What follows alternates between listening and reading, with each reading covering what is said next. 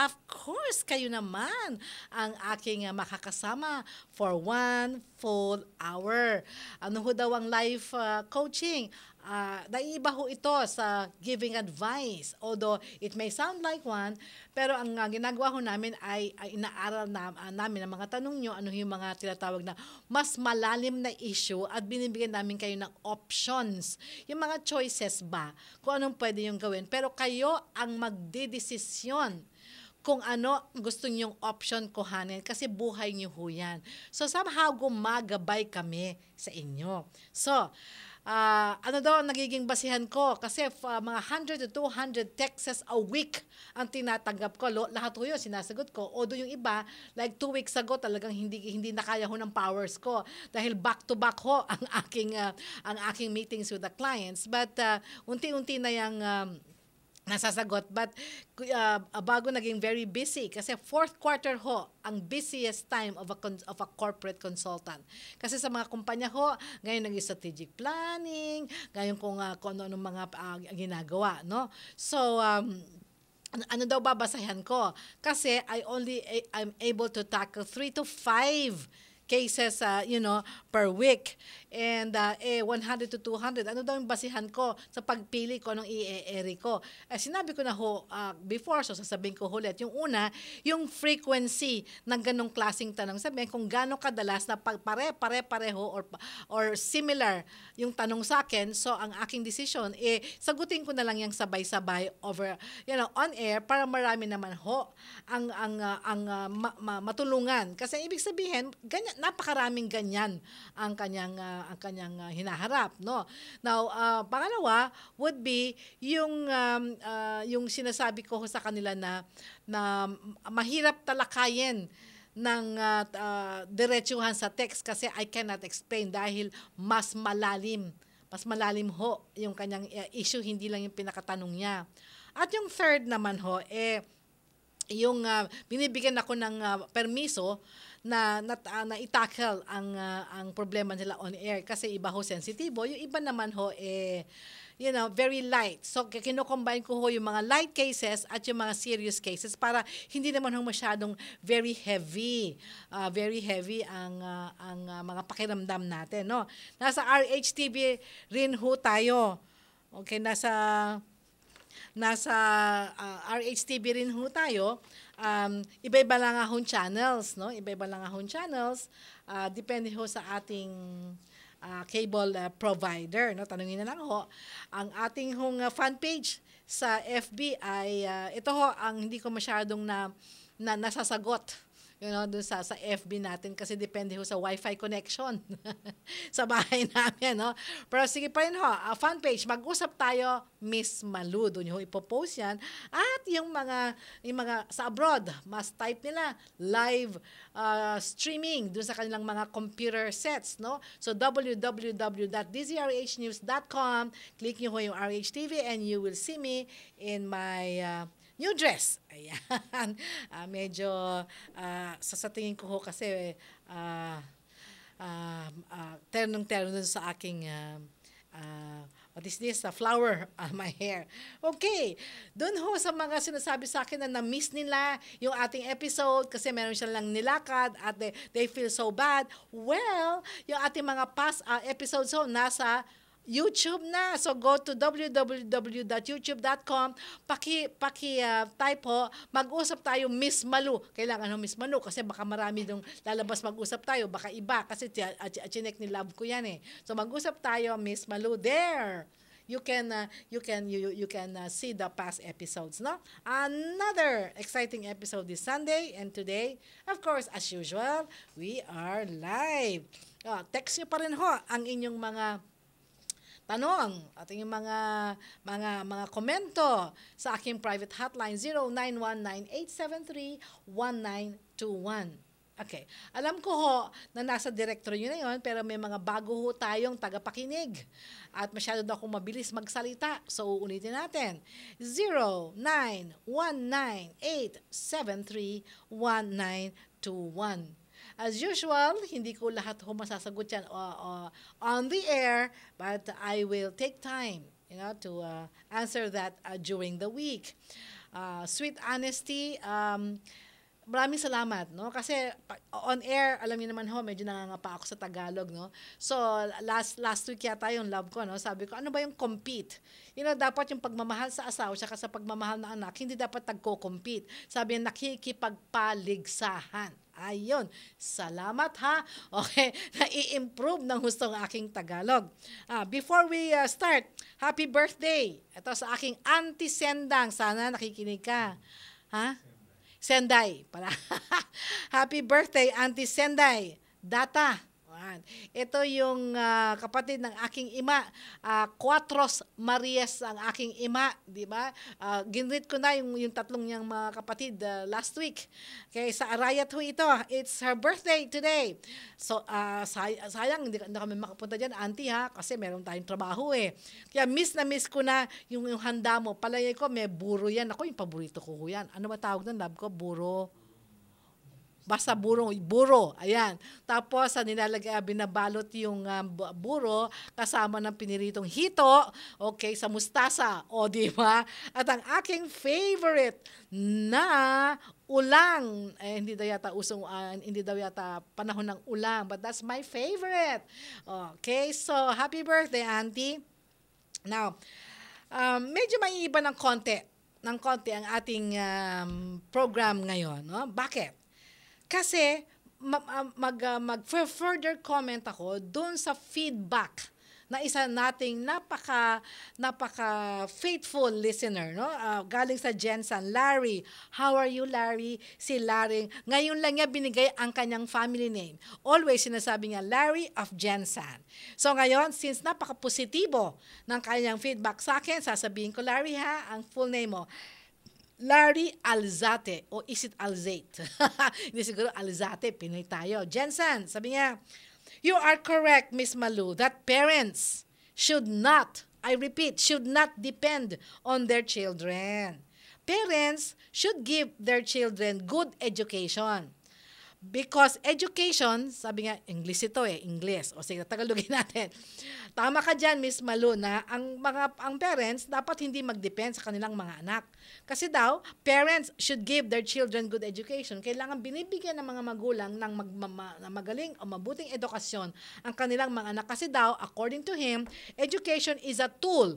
Sabihin, ang edukasyon ay isang pamamaraan, okay, to survive in the quagmire, of poverty and misery. Sabihin, pamamaraan ng edukasyon para tayo mahugot, okay, sa kaputikan ng kahirapan at misery. Sabi nga, okay, I always listen to your good advices. So, alam mo, Larry and everybody else, okay, this is a very sensitive issue. Ano tong issue na sensitive? Na yung mga parents, okay, ang rason nila para magkaanak sila is para pagtanda nila yung mga anak naman nila ang bubuhay sa kanila. Okay? Napaka-sensitive na issue ito. Maraming tao na ayaw itong marinig or hindi sila sanay na marinig ito kasi sa ating kultura, ito ang rason kung bakit ang mga magulang ay pinararami ang kanilang mga anak para daw sa pagtanda nila mas marami ang tutulong sa kanila. Okay? Ito ang prevailing. Sweet honesty, prevailing. Okay, prevailing na rason, no, na binibigay natin. Para sabihin ko sa iyo, kasi si Miss Malu tough love, 'di ba? Diretsuhan, prangka. Pero hindi po ako naninigaw at hindi po ako nagmumura at hindi po ako nagsasabi ng masamang salita. I am just being very frank. Walang paligoy-ligoy pa. Alam niyo ho ba, ito ay napaka pangsariling rason. Okay? At walang tao, hindi maraming tao ang gustong marinig ito. Okay? At yung kaduktong nito ay pinipressure, may mga, mas maraming magulang ang pinipressure ang mga anak nila, usually, yung panganay, the eldest, no, na to take care, pag-aralin, buhayin ang kanilang mas nakakabatang kapatid. Napaka-mali nito. Okay, let me explain. Huwag muna kayong magsasabi dyan na, kung gusto naman ng anak ko, tulungan ako Wala pa ako doon. Sinasabi ko muna, yun ang first point ko. Okay. Pangalawang puntos ko, alam mo ba, itong pananaw na ito, okay, miski kultura pa natin ito, miski ito pa kinalakihan natin ito, yung pananaw na ito ay exact opposite, okay? Opposite, love ko. Kabaliktaran, okay? Nang sinasabi ng Diyos. Kabaliktaran pa, Diyos na. Hindi ako nagsasabi, hindi si Malu ang nagsasabi. Nire-repeat ko lang ang sabi ng Diyos sa scriptures. Okay? Sabi ni God, the purpose of having children ay to raise them up to love God, serve Him, and glorify Him. Ang ibig sabihin, ang binigay na mandato ng Diyos sa pagkagusto nating magkaanak ay hindi para sila gamitin, kung hindi para sila ay palakihin. Okay, na may takot sa Diyos, na may pagmamahal sa Diyos, na i-glorify niya ang Diyos sa buhay niya. Therefore, responsibilidad ng mga magulang, okay, to feed them, pakainin sila, to take care of them, arugain sila, protect them, love ko, protect. Ipagtanggol sila.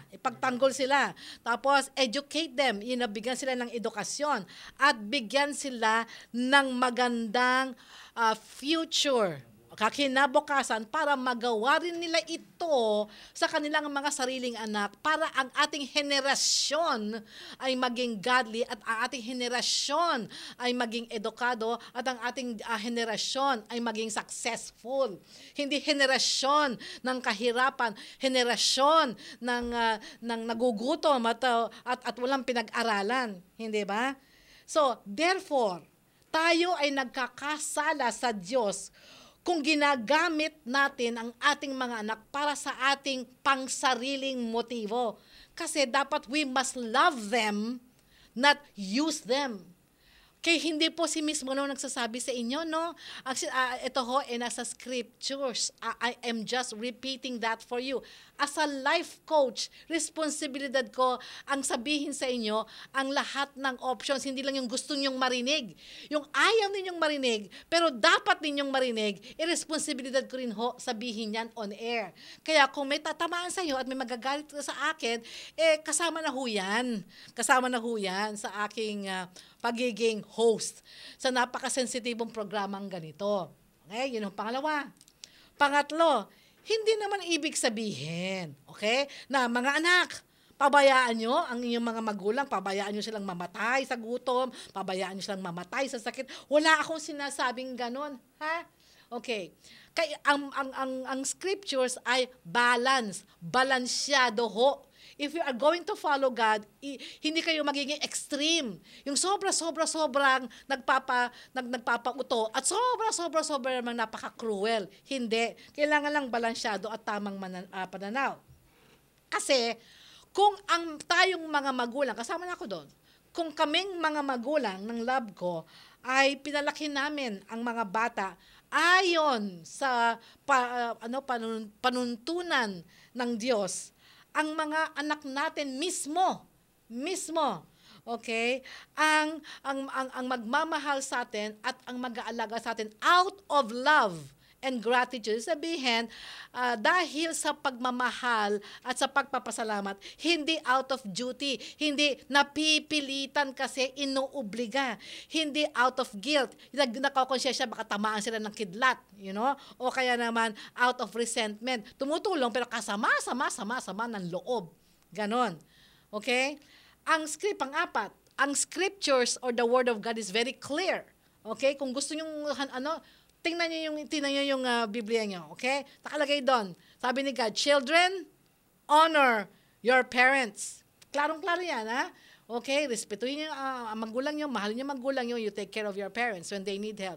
Pero, yung yung kabila niya, nakalagay diyan, parents, do not embitter your children. Sabihin, magulang, huwag niyong pasamain ang loob at huwag niyong agawan ng magandang future ang inyong mga anak. 'Di ba balanse? 'Di Di ba, love ko, balanse. Hindi yung, hindi pwede, ito, hindi ganoon. Kundi, kung tama ang pagpapalaki nating mga magulang, okay, hindi na natin kailangan silang obligahin. Okay? Sila mismo, okay, ang magkukusa. Okay, if we raise our children with love, they will help us. But, on the other hand, we should not be lazy and just burden them with dole out. So sabihin, kung tama pa ang malaki, tutulungan na tayo, pero hindi ibig sabihin, tayo ay humiga na lang at maging tamad at walang gawin at wala lang tayong ginawa, kundi hingi dito, hingi doon, hingi dito, hingi doon. Kailangan magpatuloy tayo hanggang kaya ng ating katawan na maging productive para hindi tayo maging pasanin sa ating mga anak. Alam mo, tama-tama naman ang text sa akin ng ating faithful listener na ito. Okay, si Mami Gemini. Nakikinig daw siya. Sabi nga, speaking of old age, Miss Malu, ang pinagkakaabalahan naming mag-asawa ay isang maliit na sari-sari store. Tandaan nyo, senior citizens ito. Itong dalawang ito, 70 ata at 60 plus. Basta senior citizens itong dalawang ito. Built by our children. See, ang nagbigay sa kanila ng sari-sari store, yung mga anak niya. Yung husband niya, na nagmamarketing very early in the morning. Ang namimili ng paninda nila, yung asawa, si husband, as a form of exercise. At siya naman daw ay naglilinis at piniprepare ang kanyang store. Tapos, ang ginagawa nila, sila ay pinapaandar nila, sabi niya, I attend to our customers the whole day. Okay? While yung husband niya daw does the cooking. Tinan mo? Ha? Senior na yan. No? Hindi lang yan nakahiga, nakatulala, nakatingin sa langit at hingi lang ng hingi sa mga anak. Okay, sabi nila, binubuksan daw nila yung sari-sari store nila 5:30 a.m. at nagsasarado sila ng 5:30 p.m. para daw mas maaga silang matulog at maaga silang gumising. Ito sabi niya, this simple business keeps us busy and remain mentally alert. Tama siya doon eh. Okay, you keep busy para hindi kayo magkaroon ng Alzheimer. Mga Alzheimer's at yung pagkaulyanin kasi mentally alert ang inyong mind. Sabi nga, we really thank our children but most of all, our great Lord. Yan ang sabi niya. Alam mo, tama ka doon, Mami Gemini eh. Tama yung statement mo na papasalamat ako sa mga anak ko, pero higit sa lahat kay Lord. Kasi ito ang totoo eh. Bottom line, lahat ng blessings galing kay God. Siyempre, si God naman, hindi naman mag-a-appear sa'yo sa kwarto mo at bibigyan ka ng pera personally, di ba? Hindi ganon. Okay? So, gumagamit siya ng mga tao, especially our children, para maging conduits. Ano ba yung conduit, love ko? Yung daanan. Yung daanan. Okay? Okay, daluyan. Pinaparaan lang niya. Okay? Sa mga anak natin at sa ibang tao. So, if our children, kung our children won't help us. Ayaw na tayong kasi may mga bata naman talagang walang pagmamahal sa magulang eh. Okay, kung ayaw nila kayong tutulungan, God will send someone else. Kaya Miss Tondo, last week, tama ka doon eh.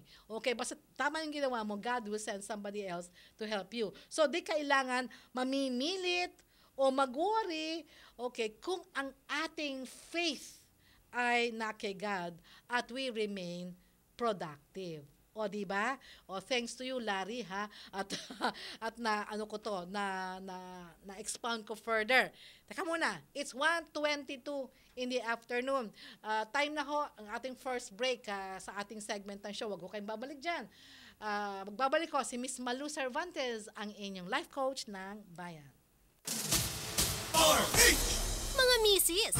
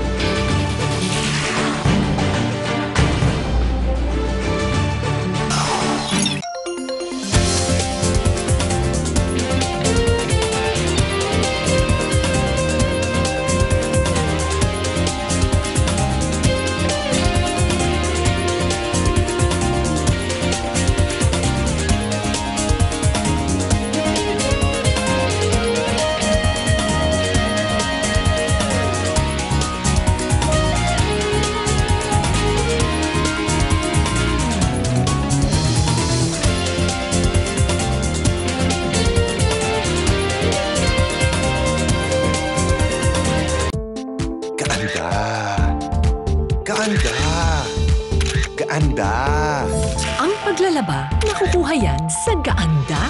Pinagagaan at pinagaganda ng Pride. May dagdag alaga ng fabric conditioner, nililinis, pinababango, pinalalambot, inaalagaan ang kulay ng damit para gaanda ang pamilya. Ang ganda ko! Pride with fabric conditioner. Loyal ka ba sa toothpaste mo? Sa blind toothpaste test, malalaman. Excuse me, anong toothpaste ang ginamit nyo? Eddie, yung lagi ko ring gamit. Unique pala! Mali tayo! Ayon sa research, 6 out of 10 Filipinos nagkamali din. Parehong nagbibigay ng maximum fluoride protection, fresh breath, healthy gums at approved ng Philippine Dental Association. Parang toothpaste ko! Pero ang unique, mas affordable ang presyo. Mali na naman tayo! Dahil hindi unique ang toothpaste mo, try mo po Unique. It's your toothpaste at your price. ACS! May biyayang darating sa atin. Hinirang ang ating bayan. Pinili ang bansang Pilipinas upang dito idaos ang 51st International Eucharistic Congress. Magkita-kita tayo sa Cebu sa January 2016. Saksihan natin ang real presence ni Jesus. Pinakamalaking pagsasama ng mga mananampalataya. May handog natin ang pinakamalaking selebrasyon ng banal na Eucharistia. Ipakita po natin sa buong mundo ang lubos na pananampalataya ng mga Pilipino. Christ in you, our hope of glory.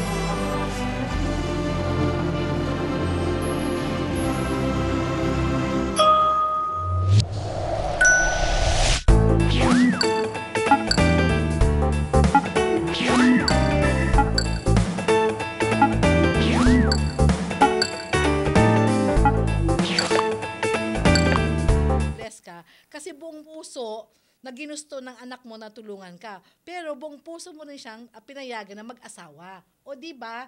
So, yun ang sinasabi ko na mabuti naman at ganito ang nangyari, no? Tapos sabi ni Eve ng Tanawan, totoo po yan, Miss Malu, karamihan ng magulang, lalo na yung mga nasa mababang antas ng pamumuhay, dahil, dahil dito sa amin, yan ang nakikita ko, Eve ng Tanawan. Kaya makikita mga vicious cycle. Hindi pa pag-aralin yung anak. Natural, paano makakaangat yung sa buhay, paano ka matutulungan, magkakaanak, magkakaasawa, ganun din. So paikot-ikot na lang tayo ng ating buhay na ganyan, no? Okay. Gusto ko lang iulit ito, no? So si Mami Gemini, yun. Now, I would like to share with you, okay? I would like to get personal this time, no? Alam ko, nasabi ko na to, I think yung resident life coach pa ako 2012. Sa different program, pero DCRH din, okay? Yung experience ko, no? Kasi bakit ganitong pananaw ko? Bago ako nagbasa ng kautusan ng Diyos, pinalaki na kami ng magulang namin na ganito ang kanilang filosofiya. Sabi ng daddy at mami ko, kaya namin kayo pinag-aaral dahil gusto namin maganda kinabukasan nyo, kaya pag kayo ay nagkaroon ng trabaho, sa inyo ang inyong sweldo para mag-ipon kayo, para maghanda kayo. Akala namin sabi lang yon.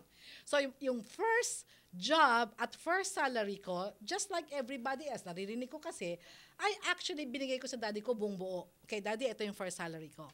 Okay? Ang ginawa niya, kinuha niya. Tapos sabi niya, salamat anak, ang sarap pala. Okay? Ang sarap pala ng feeling ng isang magulang na napagtapos yung anak tapos binigay yung sweldo.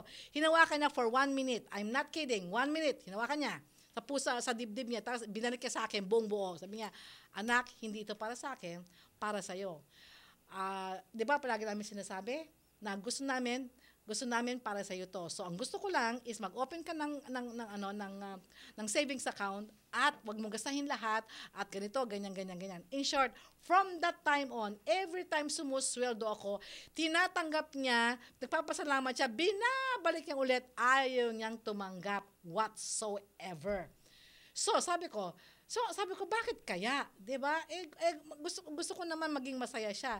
So to cut a long story short, siguro after several months, nag-isip na ako ng pamamaraan para gusto ko naman maging maligaya siya. Kaya every birthday, every Christmas, okay, pag siya doon ako bumabawi. Kasi alam ko, hindi nga pwedeng tanggihan. Kasi sabi ko, Daddy, hindi mo pwedeng tanggihan ang regalo ko sa'yo.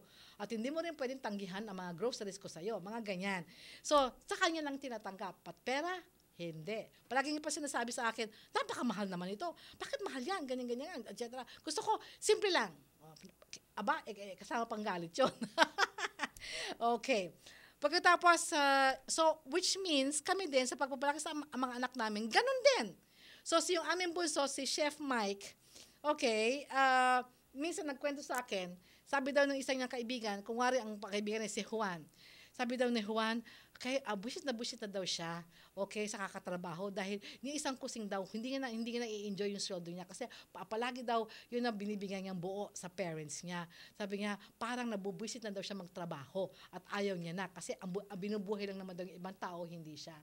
Alam mo sabi, Mami, sabi ko kay Juan, sorry ha, pare, hindi ako makarelate sa'yo. Kasi ang mami ko, ayaw tanggapin yung binibigay kong sweldo. Sabi ng mami ko, hanggang kaya pa daw niya, siya pa nagbibigay sa akin. Sabi niya, pare, ang swerte mo naman, sabi daw sa kanya. O, nagkataon naman na nangailangan ako, pero hindi ko sinabi sa kanya. Napansin niya siguro na I'm worried. Sabi niya, Mami, what's wrong? Well, sabi ko, we have so much expenses at yung aking mga projects are not coming, so, medyo tight. Sabi niya, ba't di ka nagsasalita? Sabi niya, I don't want to be a burden to you. I'm sure makakaraos din. From that point on, sabi niya, ngayon, Mami, I will take care of the maid. Okay, I will pay the maid. I will share in the electricity, etc., etc., etc. Sabi ko, anak, baka walang matira sa'yo ganyan. Saka, this is temporary, anak. This is temporary. I was thinking, hindi. Sabi niya ganyan. Okay, fine. Siyempre, so salamat naman, nakaraos naman din. Pagkatapos, sabi ko nga sa kanya, ngayon tinatanggihan ko na yung iba dahil may anak na siya. Kasi gusto ko mag-ipon siya. Pero this is one thing that hindi ko makakalimutan. Mami, sabi ni Pedro, another kaibigan. Sabi ko kasi sa kanya, alam mo, saya-saya ko ngayon, pare. Kasi for the first time, tinanggap ni Mami ang help ko. Sabi niya, ang swerte mo naman. Ako, pagkulang pa ang aking bigay, sinisend mo ng pa ako. Napakaswerte mo naman. Pwede ba magpaampon sa mami mo? Sabi bang gano'n sa kanya. So basically, kita nyo na, talagang kapag we raise our children well, they would really want to make us happy. Now, yung eldest daughter ko na sa Amerika, alam niyo ba napakahirap ng buhay sa Amerika? And every time sabi, Mami, anong gusto mo? Anong padala ko sa'yo? Blah, blah, blah, blah. Sabi ko, hindi na anak. Napakahirap ng buhay dyan. So, ang ginawa niya, yung pumunta ako doon noong 2009, para akong prinsesa. Ako'y pinag-shopping. In short, doon na siya, gumante sa akin. Kamukha ng daddy ko na ayaw tumanggap, di ni-spoil ko naman siya. So, bakit I'm actually using so much time for this? Kasi ito na ang aking ministry namin ni Love ko. Okay, ito na ang aking ministry, advokasya. Ano 'yon? Turuan ng mga magulang how to be godly parents. Hindi lang nabuntis ng anak, parents na, hindi niya alam gawin kung paano niyo palakihin yung mga anak niyo. Okay, responsibilidad natin yun. So, yan ang aking gusto. If I want to teach parents, how to be godly parents and how to raise godly children. Bakit, kamo? Kasi, ang dami ko nang nakitang mga taong miserable ang buhay at bitter. Ano ba bitter? Masama ang loob. Masama ang kalooban. Okay, sa kanilang mga magulang. Kasi hindi nila ma-pursue, hindi nila makamtan ang kanilang mga pangsariling kaligayahan kasi napaka-unreasonable ng demands ng mga magulang nila sa kanila. Okay? At nakita ko rin, kasi marriage counselors din kami ng aking love, ang daming mga marriages, okay, bumabagsak, nasisira kasi yung mga magulang nila, okay, napaka-selfish na ang kailangan, ang dinidemand sa mga anak nila ay sila munang buhayin bago yung kanilang mga asawa at ang kanilang mga anak. Now, I cannot save all lives and all marriages. Hindi ko kaya. But if I can save one life and one marriage at a time, through educating them, ito sa programa. Kaya yung programa ko, may saysay para sa akin. Hindi lang yung kasi may programa ko, period. May saysay, kailangan may saysay. Lahat ng gagawin ko, no? Okay? So, kung ma-educate ko kayo, then yung mission ko ay na-accomplish one day at a time. Kaya ganon. Kaya I spent what? More than 20 minutes, working on this. And thank you dahil sa feedback ni Larry from Jensen, ha? O sige, umpisa na natin. Parang ngayon tayo mag-umpisa, love ko, ha? Okay, hindi. Okay, so text nyo na ang inyong mga questions at comments sa aking private hotline, 0919-873-1921. Itong tatlo na to, naiwanan last week. Okay, kaya uunahin natin ito. Yung isa, walang pangalan. Sabi niya, anong daw gagawin sa anak niya na 18 years old na pasaway? Whatever that means, okay? Di kami sinusunod. Di kami sinusunod. May BF na hiwalay sa live-in at may anak. Aba, magaling na lalaki ito. Ayaw namin sa kanya, pero gusto na anak namin. Okay. Mahigpit kami sa anak, kaya baka nagre-rebelde. Kasi baka mali ang ginagawa niya, kaya kasobra naming higpit. In fact, maski sa pananamit, ayaw ko ng maiksing shorts. Pati pananamit, pinakikialaman niya. Masama po ba ang sobrang higpit sa anak ko? Yan ang tanong. Okay. We raised 3 children. Okay. So, siguro marami na kami personal experience sa ganyang pagpapalaki ng mga bata, teenagers, tapos adult na. Okay. First point. Ang issue the issue ng BF is just the surface. Sabi sabihin, sa ano lang yan, yung may BF na yung hiwalay sa live-in na may anak, is, ano pa surface, sabi ko? Sa tuktok lang, sa tuktok. Okay, sa tuktok lang yan. Okay. Ang mas malalim, sa taas lang. Di ba na tuktok? Sa taas lang yan. Surface, sabihin. Ang deeper issue ay yung pagiging unreasonably strict mo. Ayun, salamat love ko. Yung issue na gusto niya yung BF niya yan, na ayaw nyo naman, ayun lang ang nakikita ng mata. In short, that is only a surface issue. Yung hindi nakikita at mas malalim na issue ay iyong pagiging unreasonably strict.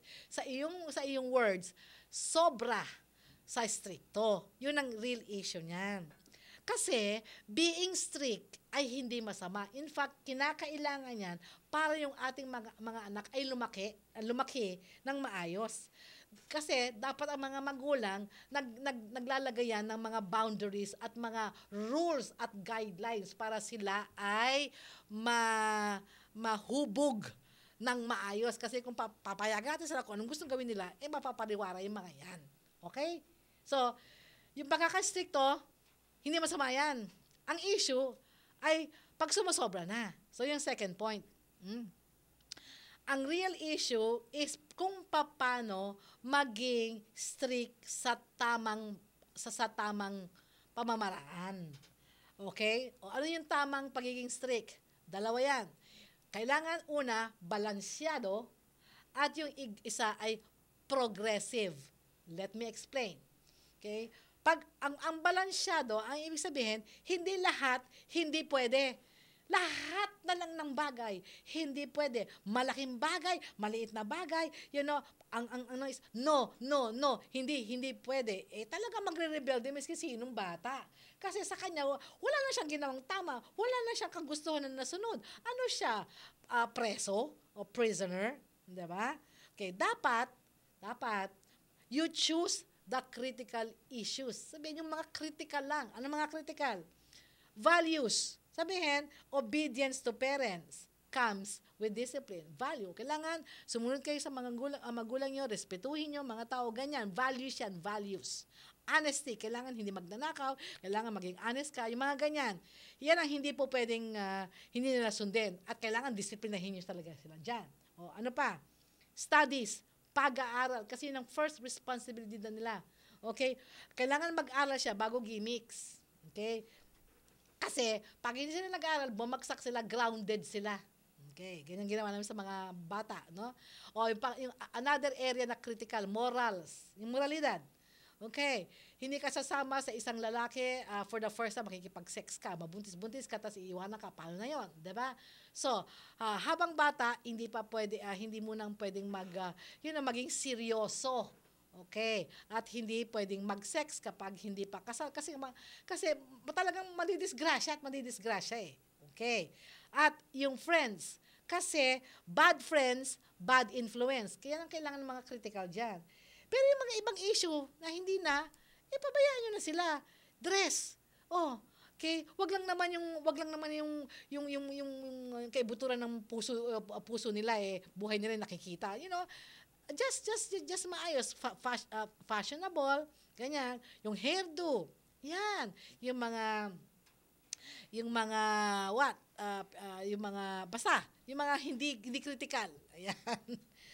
Ay, yun ang ibig sabihin ng balansyado. Kaya ang feeling nila, pumapayag ka sa ibang gusto nila, pero pag hindi ka na pumapayag, ibig sabihin na, seryoso na yon. So balansyado yan. Yung pangalawa, kailangan progressive. Progressive, pataas ng pataas. Okay.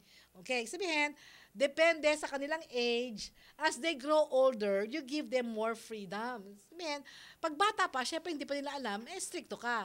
Pero pag lumalaki na yan at nahubog na yan, love ko, what do you put locks in it? Anong tawag doon?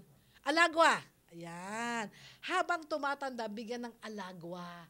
Habang pinuprove nila na sila ay trustworthy, na pwede mo silang i-trust, no? Okay?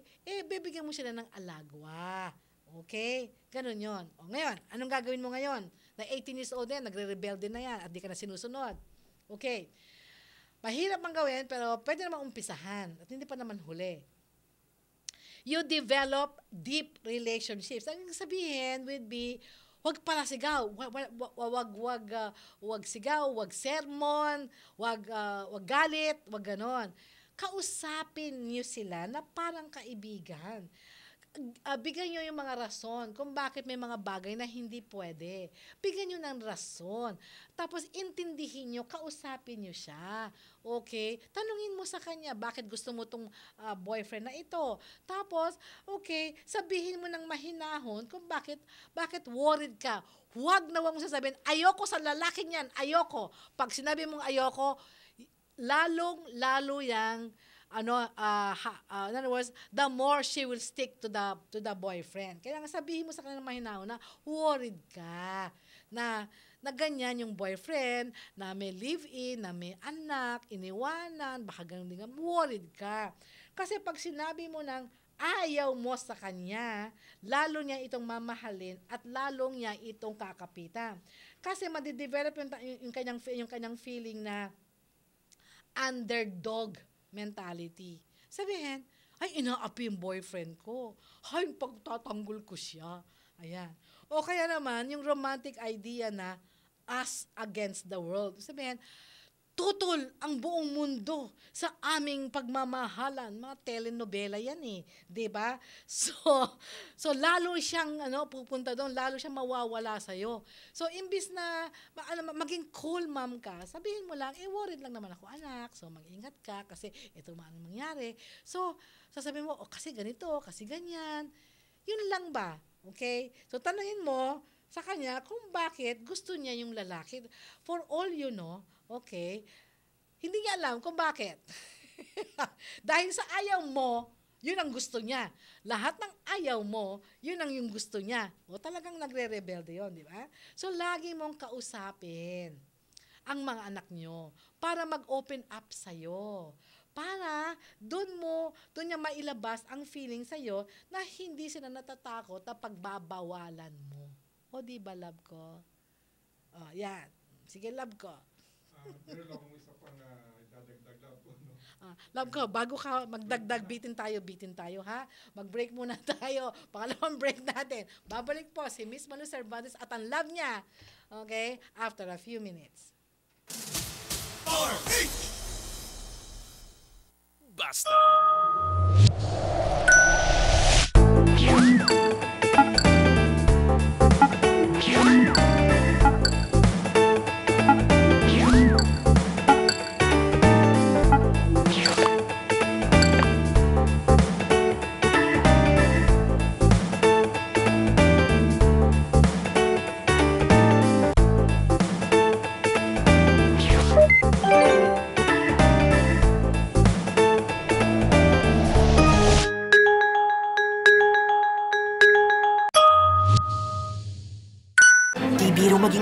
Dapat marunong sa sakit at marunong ding mag-alaga. Yun bang may malasakit? Kaya pagdating sa bath soap, hanap ko, tulad ko, lalo't may pamilya ako. Kaya ang gamit ko, Shield Bath Soap. Galit ito sa sakit na dulot ng germs. May antibacterial na pareho ng sa leading brand. At may malasakit sa skin dahil may Shea Butter Moisturizer. May malasakit din sa budget dahil super affordable. Kaya naman approved ito ng Philippine Nurses Association. Shield. Galit sa sakit, may malasakit. ACS!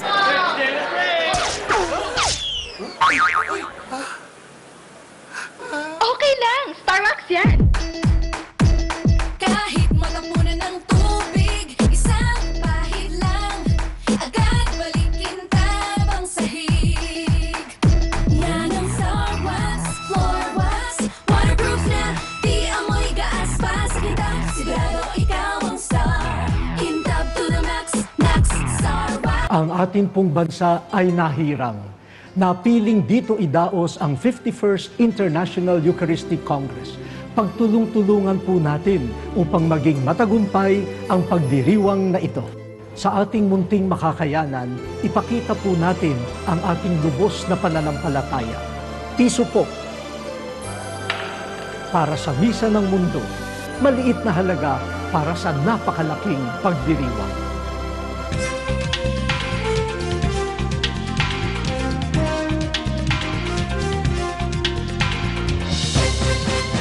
May mahahabang binti at leeg, mabilis at malaki kung mangitlog.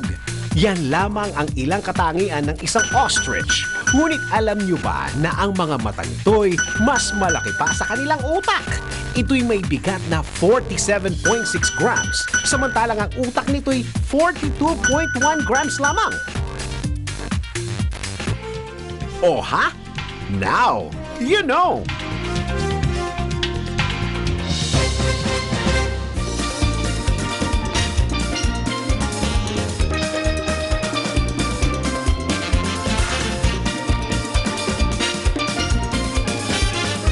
Ugaling paalalahanan ang mga kamag-anak na maiiwan sa bahay dahil sa inyong bakasyon. Ito ay upang malaman nila kung saan ka man tutungo at maging aware sila sa mga activities. Keep your lines open.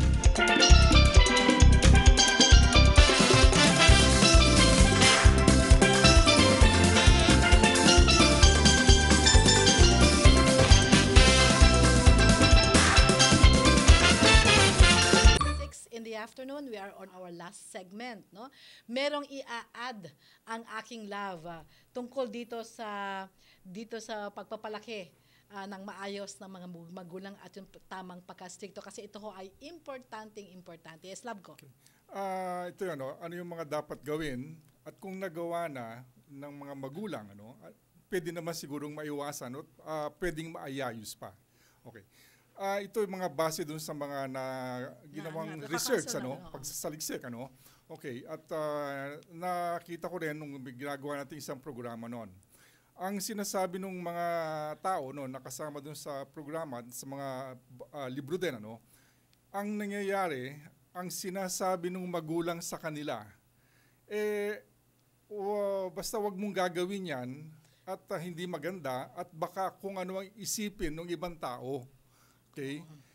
Parang pagtuunan tingin parang wala naman, di ba? Parang sa kabutihan naman ng bata. Pero pag talagang pinag-aralan mo, ang sinasabi ng magulang, pag sinabi mo anong iisipin ng ibang tao, anong iisipin sa kapitbahay, mga kamag-anak natin, mga kaibigan natin.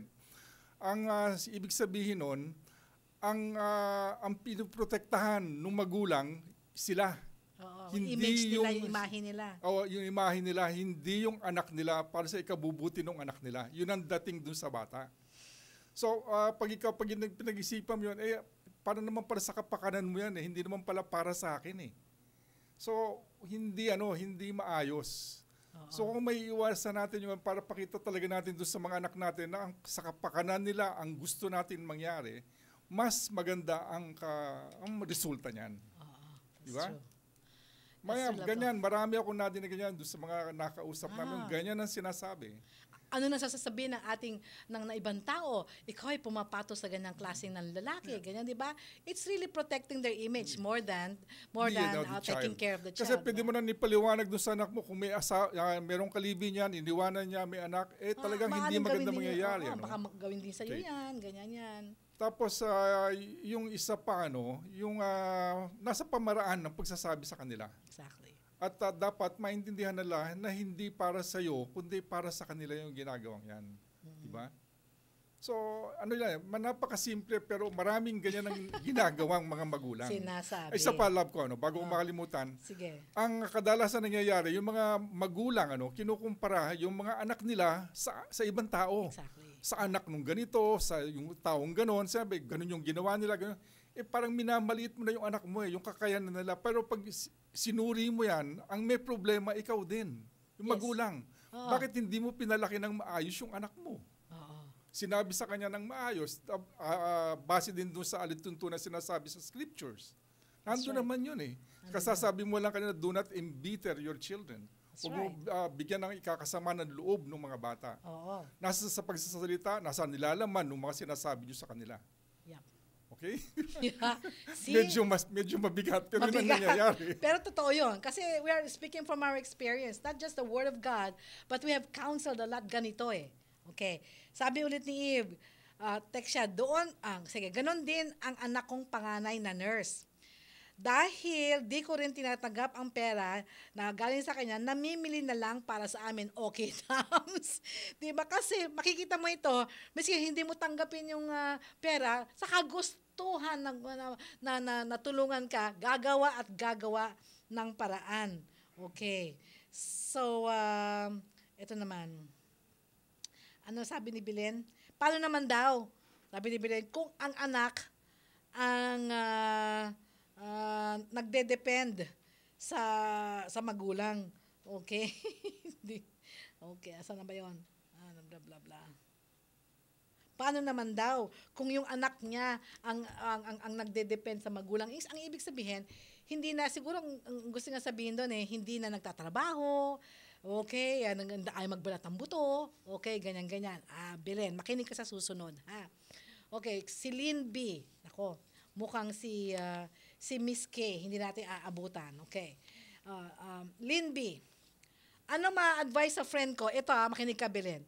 Single lady, 36 years old, nakapag-aral naman. 10 years nang walang work. Pag inaaya ko mag-apply, ang katwiran, kahit di daw siya magtrabaho, yung mga kapatid niya sa abroad, pinapadalahan sila at nabibigyan rin siya ng mga personal things at wala naman daw siyang asawa at anak. Ayaw ko siyang ma-offend. Okay, now.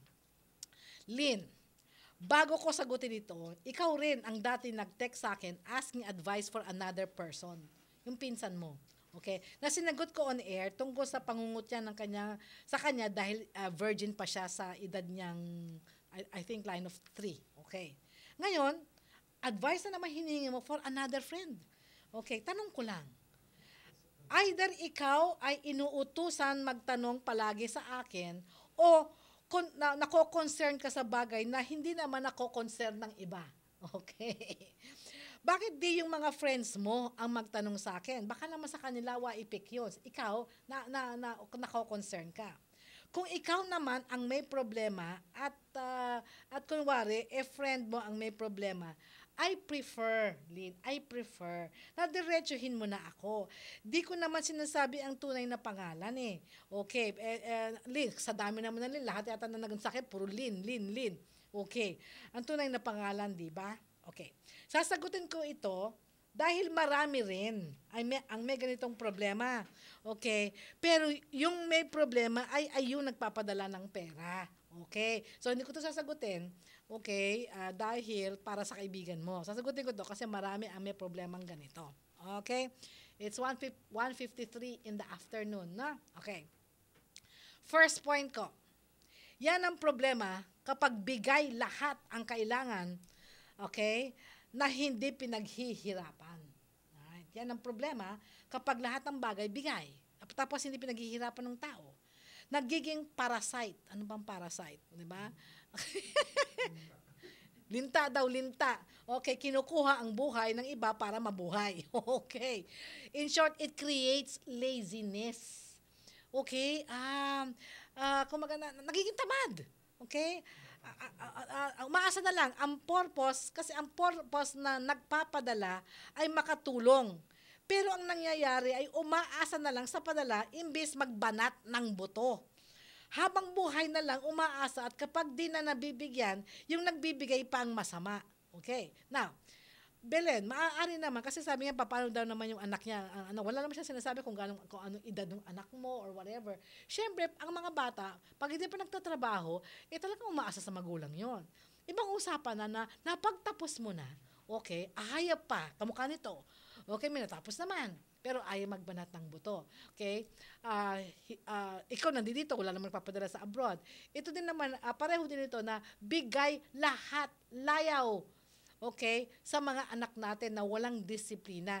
Hindi natin sila tinuruan na maging productive habang sila ay mga bata pa. Walang ginagawa sa bahay. You know, pa-computer lang, pa-TV lang, hindi natin So, love ko, kung meron ka idagdag, kasi may sinasabi siya kanina sa akin, may kulang sa pagpapalaki.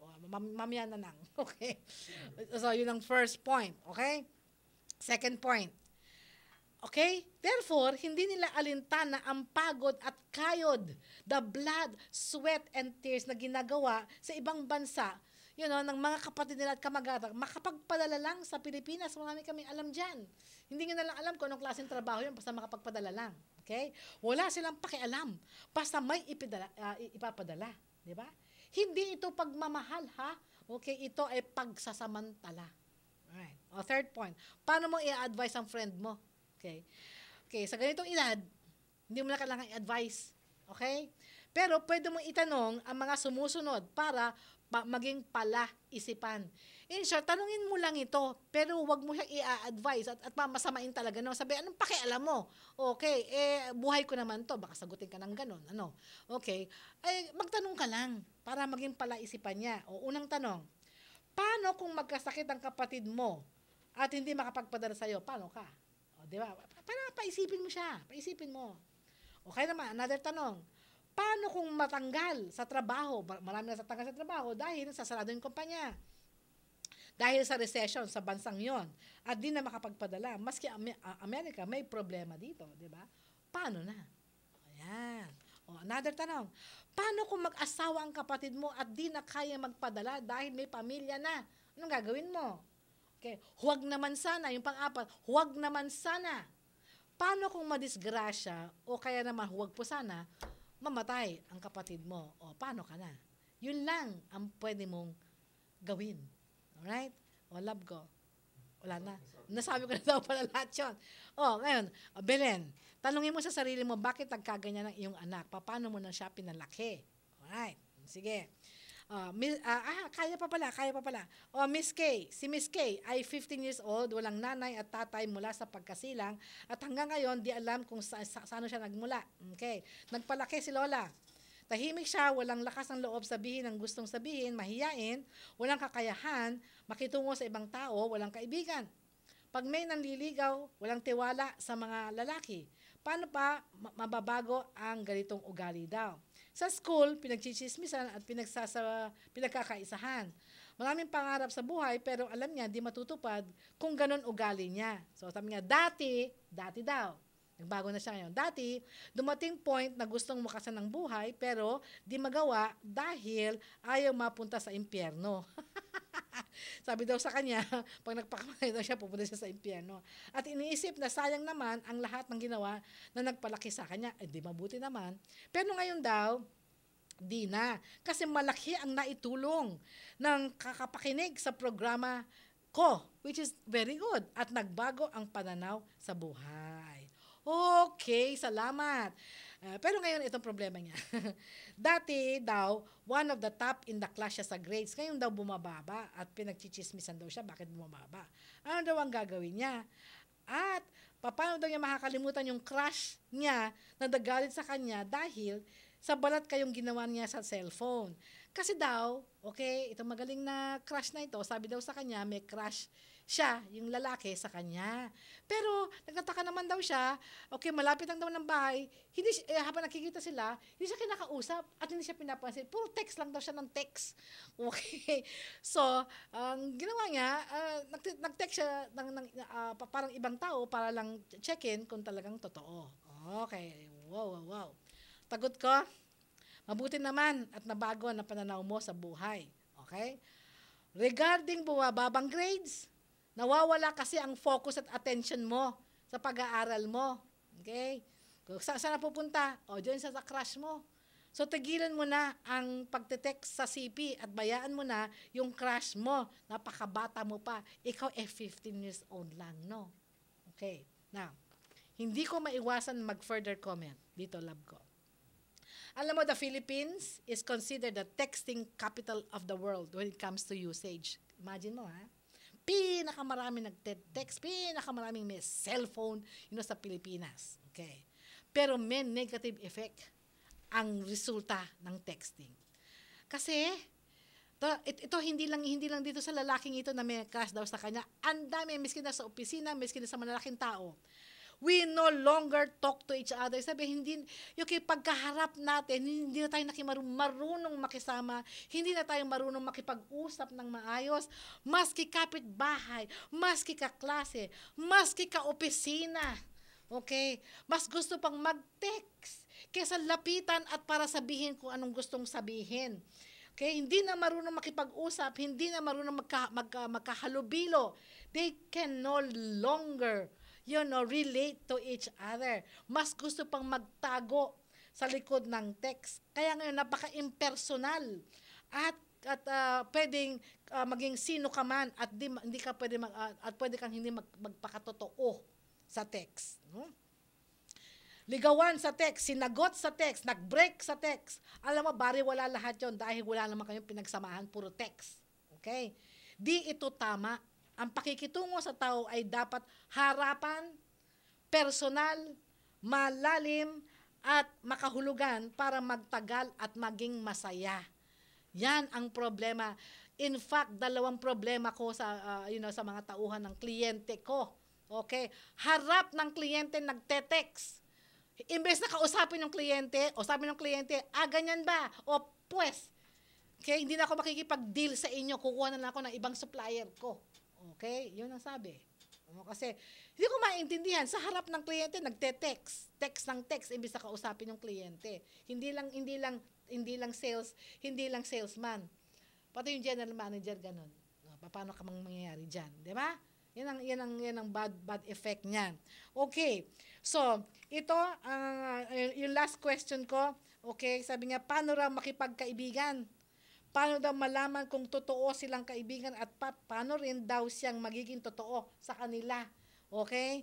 So, ayokong madaliin at antabayanan nyo si Chris Capulso. It's 2:01 in the afternoon. Okay? MBC Sports Center po.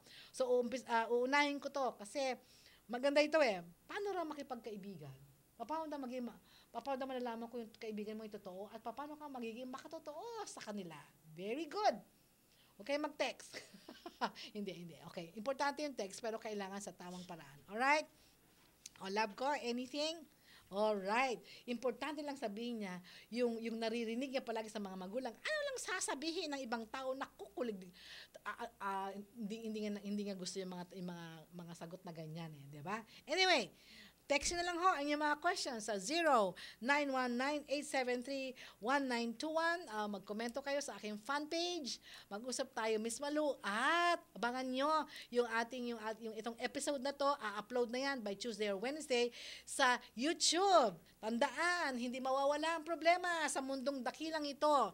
Pero sinasabi ko na sa inyo, life can be beautiful because life is indeed beautiful. So, hanggang sa susunod na linggo, 1 to 2 p.m. dito po sa DZRH, ang mag-usap tayo, Miss Malu, the first professional life coaching on air program for the masses. So, magandang hapon po sa inyong lahat.